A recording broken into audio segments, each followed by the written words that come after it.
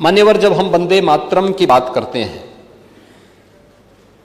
तो वंदे मातरम हम सब के लिए केवल एक गीत मात्र नहीं है। यह हमारे देश के अंदर स्वतंत्रता संग्राम की चेतना, उसका उद्घोष और भारत के क्रांतिकारियों के साहस का एक मंत्र है। मान्यवर, ये केवल एक गीत की वर्षगांठ नहीं है,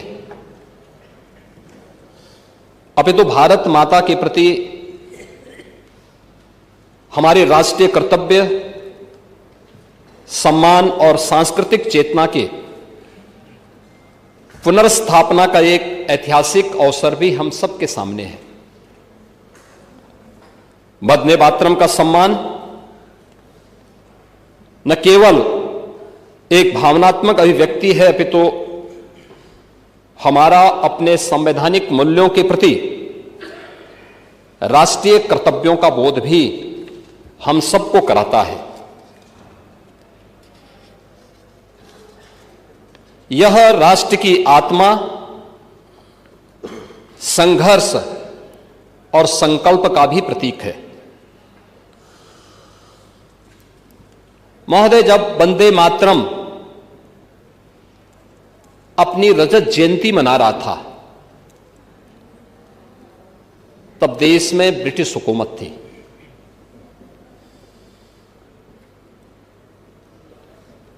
उस समय वंदे मातरम की रचना जब की गई थी, यह वह कालखंड था जब भारत की प्रथम स्वातंत्र समर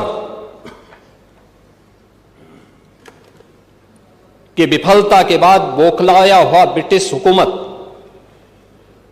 दमन और अत्याचार की पराकाष्ठा पर पहुंच चुका था। यातनाएं दी जा रही थी। ब्रिटिश काले कानून के माध्यम से भारत की आवाज को रौंदा जा रहा था। लेकिन जब यह देश इसकी रजत जयंती मनाता तब भी देश के अंदर ब्रिटिश हुकूमत थी। उस समय इस चेतना को आगे बढ़ाने का वक्त हमारे सामने आता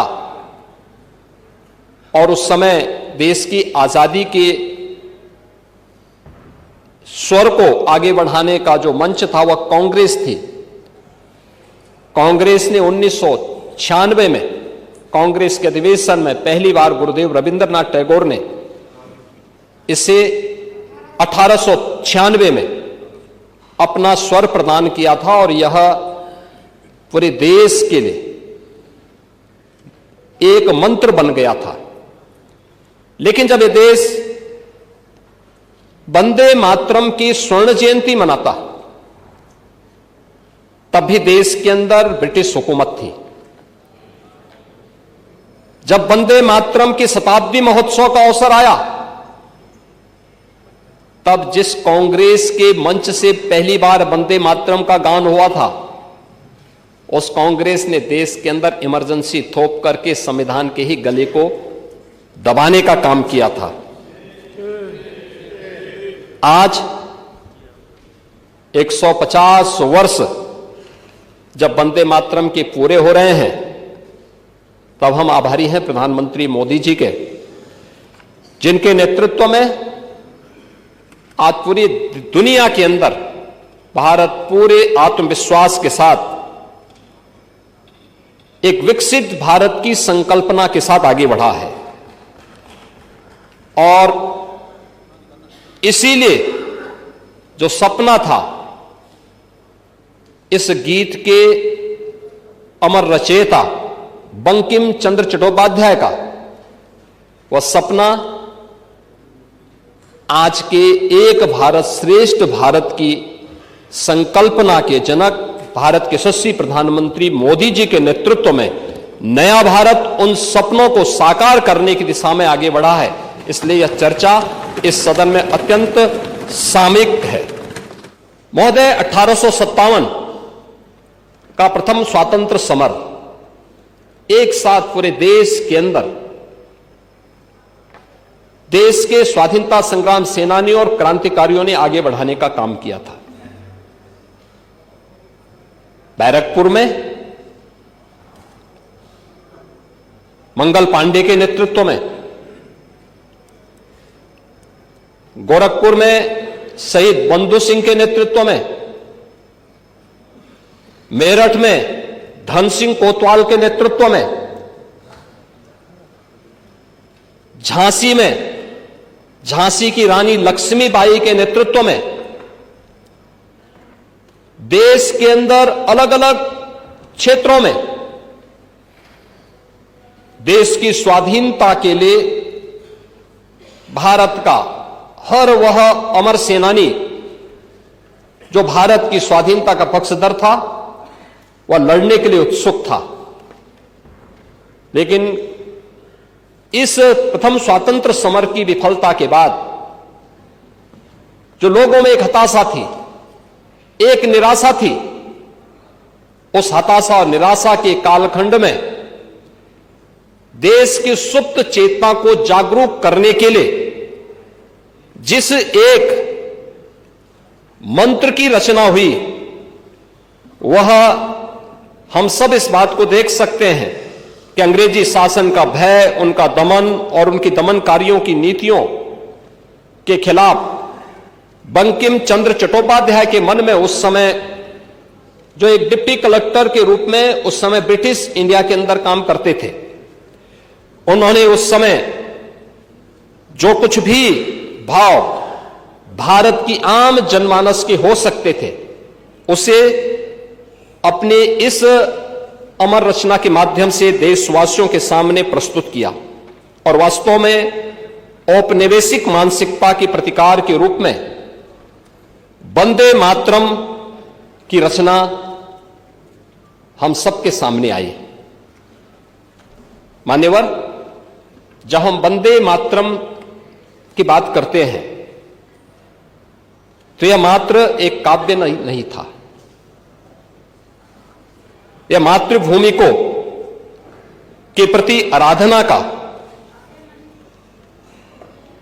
उसके उस सांस्कृतिक भावना को जो राष्ट्रवाद की एक अभिव्यक्ति के रूप में हम सबके सामने हो सकती है, जो हमारा वैदिक उद्घोष था, माता भूमि पुत्रोहम पृथिव्या का, उस भाव की अभिव्यक्ति का एक माध्यम यह गीत बना।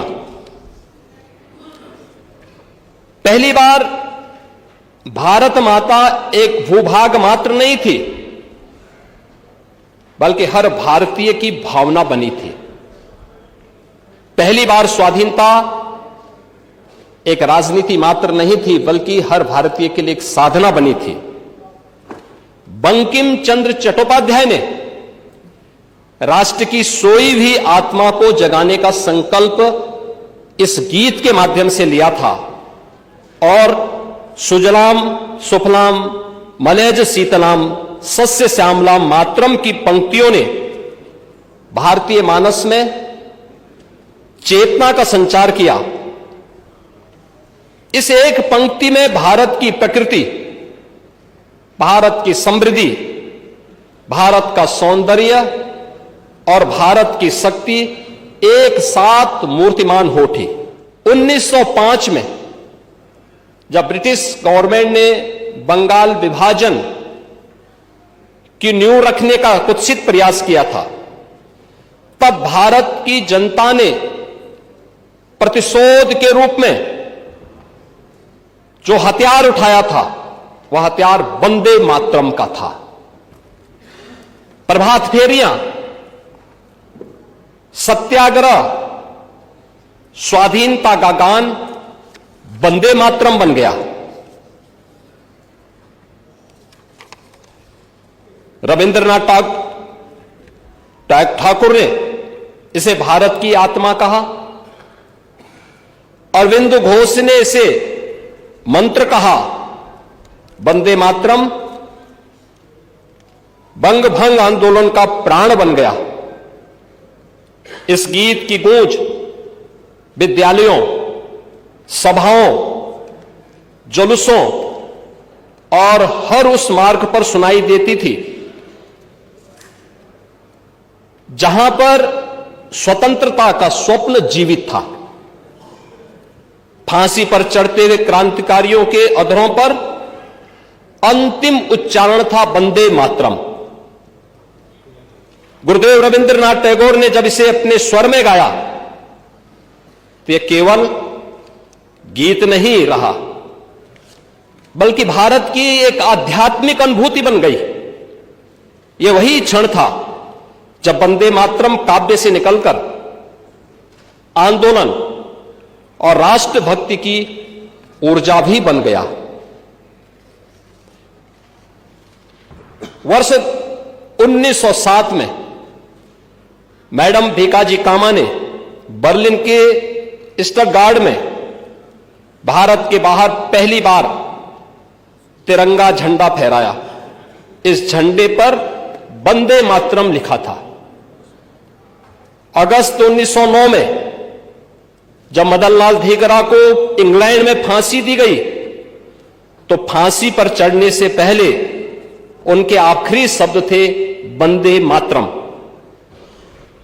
1909 में पेरिस में रहने वाले भारतीय देशभक्तों ने भी जिनेवा में वंदे मातरम नामक पत्रिका का प्रकाशन शुरू किया। अक्टूबर 1912 में गोपाल कृष्ण गोखले का केप टाउन में वंदे मातरम के नारों के साथ एक भव्य जुलूस के साथ भी स्वागत किया गया। और काकोरी के जो महानायक हैं पंडित रामप्रसाद बिस्मिल की जो प्रतिबंधित पुस्तक थी क्रांति गीतांजलि, इसमें पहला गीत मातृवंदना वंदे मातरम ही था।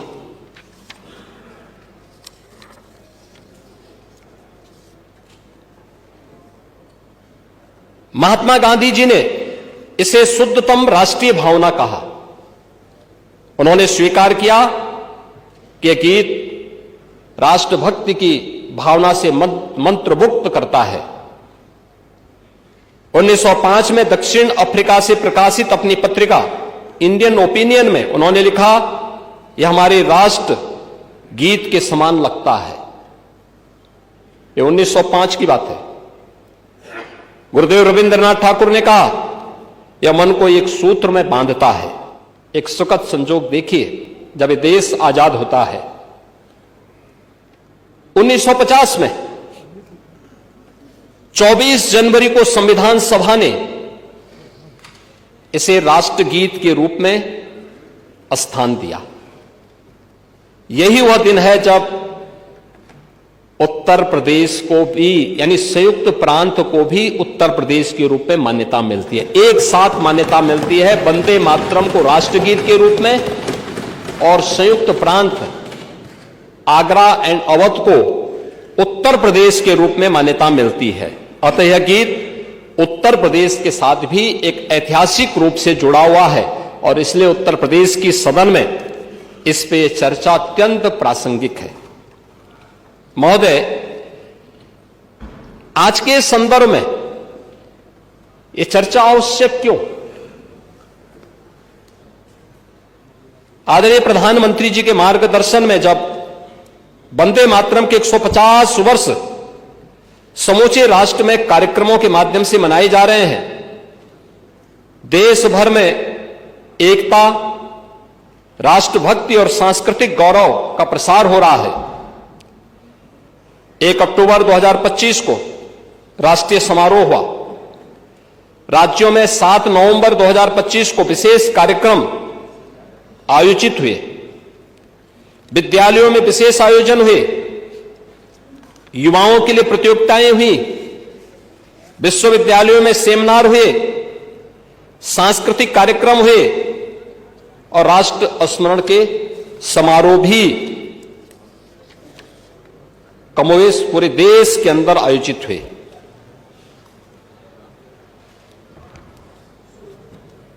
वंदे मातरम पर हमला आज से नहीं हो रहा है। जैसे एक प्रवृत्ति चली आई है, स्वतंत्रता से पहले भी दुर्भाग्यपूर्ण था कि जब अंग्रेजों का विरोध करने वाली कांग्रेस भी उस दबाव में झुकती हुई दिखाई दी थी।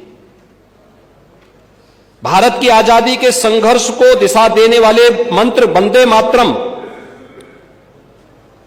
कांग्रेस की तुष्टीकरण की राजनीति का पहला और सबसे बड़ा शिकार बनी थी।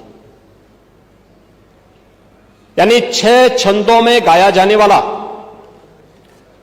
जो राष्ट्रगीत है उसको काट करके 2 छंदों तक सीमित करना, ये किसी मजहबी मजबूरी का नतीजा था या सत्ता बचाने के लिए राष्ट्र चेतना को गिरवी रखने की एक सुनियोजित साजिश।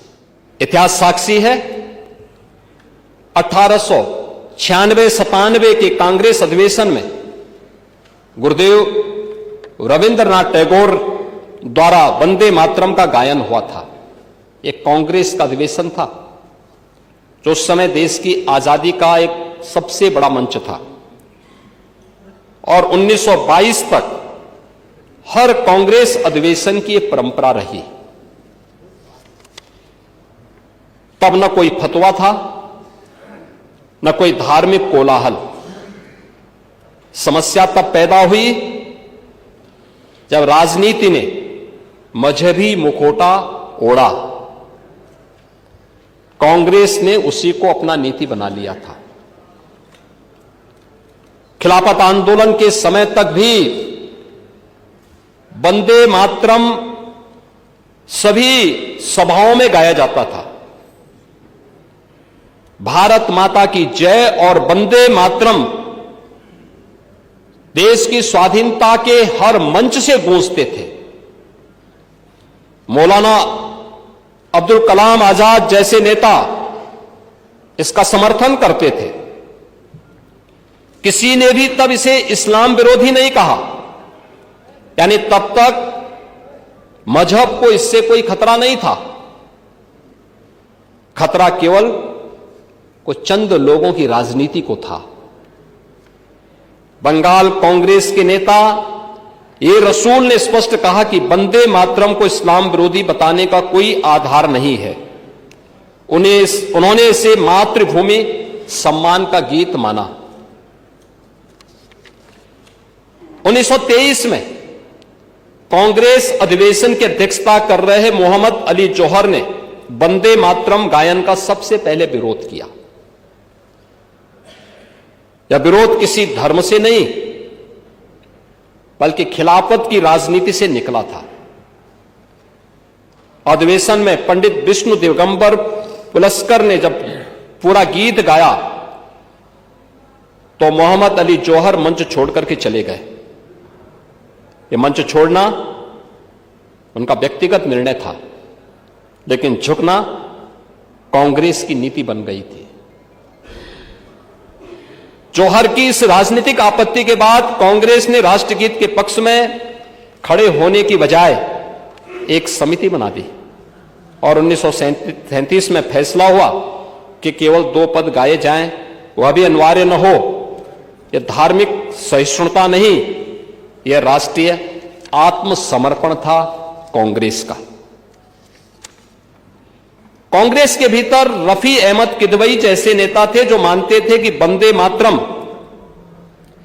स्वतंत्रता संग्राम का साझा प्रतीक है, लेकिन कांग्रेस नेतृत्व ने ऐसे नेताओं को आगे नहीं बढ़ाया, क्योंकि तुष्टीकरण की राजनीति में राष्ट्रवादी स्पष्टता के लिए कोई जगह नहीं थी।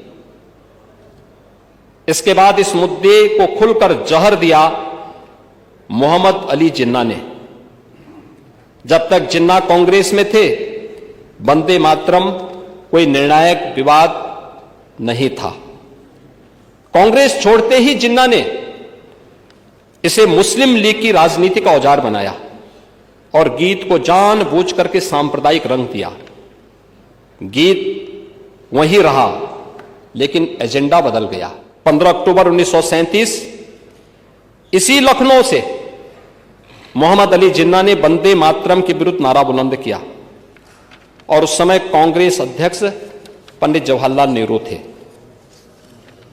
20 अक्टूबर 1937 नेहरू जी ने सुभाष चंद्र बोस जी को पत्र लिखा और कहा कि इसकी पृष्ठभूमि मुस्लिमों को असहज कर रही है। 26 अक्टूबर 1937 को कांग्रेस ने गीत के अंश को हटाने का निर्णय लिया। कांग्रेस ने कुछ अंश हटाने का समझौता किया। इसे सद्भाव कहा गया, परंतु वास्तविकता यह तुष्टीकरण की पहली आधिकारिक मिसाल थी। देशभक्तों ने इसका विरोध किया, प्रभात फेरियां निकाली। 17 मार्च 1938 को जिन्ना ने कहा कि गीत पूरी तरह बदला जाए और कांग्रेस प्रतिकार की बजाय मौन। परिणाम क्या हुआ? मुस्लिम लीग का दुस्साहस बढ़ता गया, अलगाववाद की धार तेज हुई, सांस्कृतिक प्रतीक पर पहला समझौता हुआ और उसने देश के दुर्भाग्यपूर्ण विभाजन की नींव डाली। यानी भारत के विभाजन की दुर्भाग्यपूर्ण नींव वहां से जब हमने तुष्टीकरण के सामने राष्ट्रभक्ति को पूरी तरह कैद करके रखने का दुस्साहस किया, उसकी कीमत किस रूप में चुकानी पड़ी थी हर भारतीय जानता है। वंदे मातरम उस राजनीति का माध्यम बना, कारण नहीं। कांग्रेस ने तब भी स्पष्ट रुख नहीं लिया क्योंकि उसे राष्ट्र से ज्यादा सत्ता की चिंता सता रही थी। इस पूरे घटनाक्रम में तत्कालीन कांग्रेस नेतृत्व की भूमिका सबसे अधिक आपत्तिजनक रही।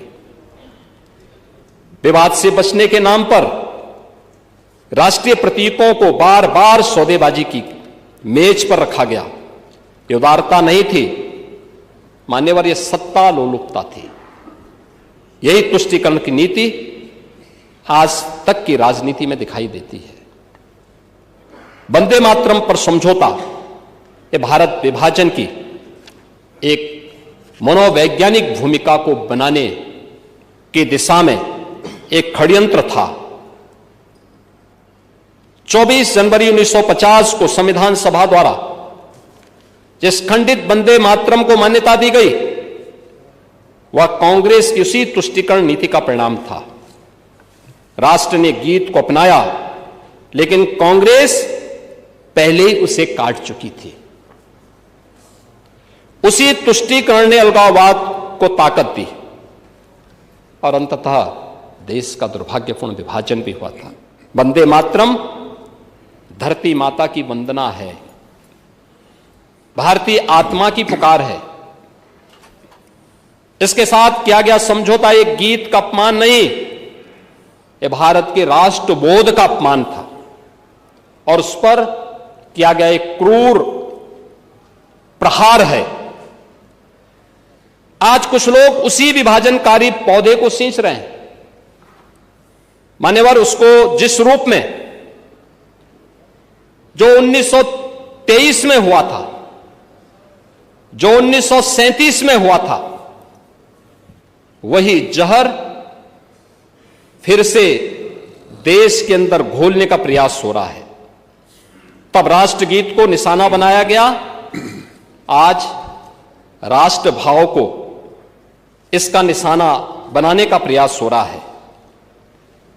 इसलिए निर्विवाद रूप से कहा जाना चाहिए कि वंदे मातरम का विरोध न धार्मिक था, न आस्थाजन्य था, यह विशुद्ध रूप से एक राजनीतिक विरोध था और राजनीतिक विरोध है।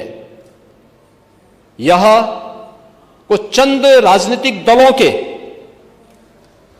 तुष्टीकरण की नीति, सत्ता लोलुपता, वैचारिक कायरता का दुष्परिणाम है। इसकी कीमत देश ने चुकाई है, जिसकी गूंज आज भी हम सबको सुनाई देती है। मान्यवर, यह चर्चा इसलिए आवश्यक है, यह चर्चा इसलिए आवश्यक है क्योंकि इतिहास केवल तथ्य नहीं, एक चेतावनी भी है। क्योंकि नई पीढ़ी को सच्चाई जानने का अधिकार होना चाहिए। राष्ट्रगीत केवल एक गीत नहीं है, हम भारतीयों के लिए एक संस्कार भी है। वंदे मातरम किसी मत, पंथ या संप्रदाय का गीत नहीं है, इस संपूर्ण भारत की आत्मा का स्वर है। उसमें जिस मातृभूमि की वंदना है, जिसकी कृपा से हम सब ने अस्तित्व पाया है,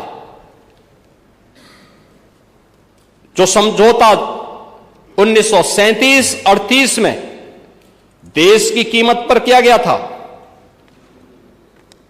जिन लोगों ने किया था और जो लोग भी जाने अनजाने में आज वंदे मातरम का विरोध कर रहे हैं, इस राष्ट्रगीत का विरोध कर रहे हैं, उसका बहिष्कार कर रहे हैं, उन्हें इस देशवासियों से माफी मांगनी चाहिए। वंदे मातरम की जब हम बात करते हैं तो वास्तव में यह हम सब के लिए कैसे अंतःकरण से हर भारतीय को एक नई दिशा देता है। यह भाव हमारी भावनाओं के साथ साथ हमारे कर्तव्यों में भी झलकता हुआ दिखाई देता है। हम लोग इस बात को मानते हैं कि वंदे मातरम का अर्थ केवल मातृभूमि को प्रणाम करना नहीं, बल्कि यह वचन देना है कि हम उसकी रक्षा करेंगे, उसे समृद्ध और गौरवान्वित बनवाएंगे। महोदय, जब कोई किसान अपनी भूमि को उपजाऊ बनाता है, जब सैनिक सीमाओं पे डट करके देश की सीमाओं की रक्षा करता है, जब एक आदर्श शिक्षक अपने छात्र को संस्कारित करता है और जब भारत का युवा नवाचार से देश का नाम रोशन करता है, तब वंदे मातरम अपनी सार्थक रूप से जीवित दिखाई देता है। आज की युवा पीढ़ी इस गीत के मूल भाव को अपने जीवन का हिस्सा बनाए। इस दृष्टि से यह आवश्यक है कि सदन इस पर चर्चा करें। इन 150 वर्षों में दमन से मुक्ति तक, गुलामी से गरिमा तक, विभाजन से विकास तक भारत ने एक लंबी यात्रा तय की है। आज समय है गलती सुधारने का, तुष्टीकरण की भूलों से सीखने का, वंदे मातरम की गरिमा को पुनर्स्थापित करने का। और मैं पूरे सदन से इसके बारे में अपील करूंगा। और मैं तो अध्यक्ष जी आपसे भी इस बारे में अनुरोध करूंगा कि वास्तव में जिस अमर कीर्ति का यह महत्वपूर्ण गीत है बंकिम चंद्र चट्टोपाध्याय का आनंद मठ उपन्यास का, उस आनंद मठ उपन्यास को इसमें से हर सदन के सदस्य को जरूर एक बार देखना चाहिए, उसका अध्ययन करना चाहिए। कैसे आनंद मठ उपन्यास के माध्यम से उस समय की बंगाल की त्रासदी के बारे में, अत्याचार के बारे में, शोषण के बारे में और फिर राष्ट्र भाव को जगाने के एक नए मंत्र के रूप में इस गीत ने भारत के अंदर एक नई चेतना का संचार करने में सफलता प्राप्त की थी। कैसे आनंद मठ का सन्यासी भारत की सुप्त चेतना को अत्याचार के खिलाफ, शोषण के खिलाफ जागरण करने में आगे काम कर रहा है।